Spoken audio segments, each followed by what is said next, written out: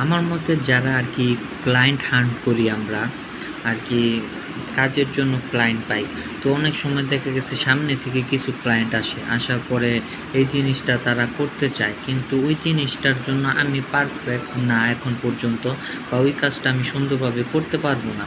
তখন অনেকে চিন্তা করে যে আমি এখন যদি না বলে দেই তাহলে ক্লায়েন্ট আমার থেকে আর কি চলে যাবে। তো আমরা অনেকে মাঝে মধ্যে কী করি, হ্যাঁ আমি বলে দিই হ্যাঁ আমরা পারবো, আমরা আমাদের একটু সময় লাগবে বা এই কাজটা আমরা করে দিতে পারবো।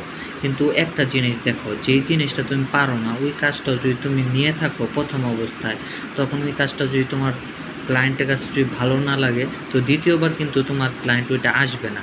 তো একবার যে তুমি ক্লায়েন্ট পাইলা, ওইটার সার্ভিস দিলা, ওইটা যদি ভালো সার্ভিস না হয় তাহলে কিন্তু কোনো লাভ নাই।